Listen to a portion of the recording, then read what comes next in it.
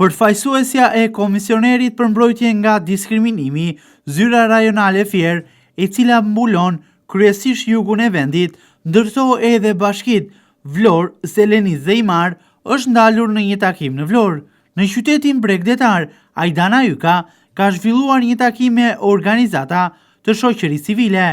Përgjatë fjalës së saj në këtë takim, Yka sqaron fillimisht funksionet e komisionerit, duke thënë se misioni i tij është njohja e të drejtave të njerëzit, por edhe parandalimi i rasteve të diskriminimit. Sipas Ajdana Ykës, komisioneri për mbrojtjen nga diskriminimi çdo vit harton raportet e plota të ankesave të cilat janë trajtuar prej tij, ku Yka thosë se 39% e këtyre ankesave përgjatë vitit 2024 lidhen me punësimin. Më pas, komisioneri, sipas Ykës, kërkon përmirësimin e procedurave të rekrutimit, por gjithashtu edhe respektim të standardeve të barazisë. Është një institucion kushtetues, por me vendimarrje të pavarur, i cili funksionon në bazë të ligjit 10.221 i ndryshuar dhe në misionin e vet ka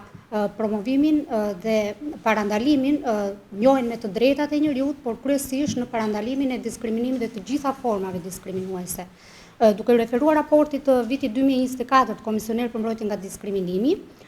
një pjesë e konsiderueshme ankesave që janë trajtuar lidhen me punësimin dhe përbën jo pak për 39% të rasteve, që kryesisht janë diskriminim për shkak të moshës, gjinisë, të bindjeve politike apo gjendja shëndetësore dhe aftësi e kufizuar. KMD-ja ka ndërmarrë, ose komisioneri ka ndërmarrë masa hetimore dhe rekomanduese duke kërkuar përmirësimin e procedurave të rekrutimit dhe respektim të standardeve të barazisë. Për sa i përket Zyrës Rajonale të Komisionerit, ajo është krijuar për të zgjeruar aksesin e qytetarëve ndaj Komisionerit për mbrojtje nga diskriminimi në mënyrë që qytetarët të jenë sa më afër, ka luajtur një rol të rëndësishëm duke prekur edhe ato zona të cilat institucioni qendror ndoshta nuk ka akses, që janë zonat rurale. Ajdana Yka sqaron se vendimet që merren nga komisioneri nuk janë të formës së prerë, por sipas saj, qasja e viteve të fundit të gjykatave në rang vendi është që të lënë në fuqi vendimet e komisionit të diskriminimit. Puna e përditshme e Zyrës Rajonale sipas Ajdana Ykës është edhe informimi i qytetarëve, ku shumë çështje janë zgjidhur edhe me ndërmjetësim.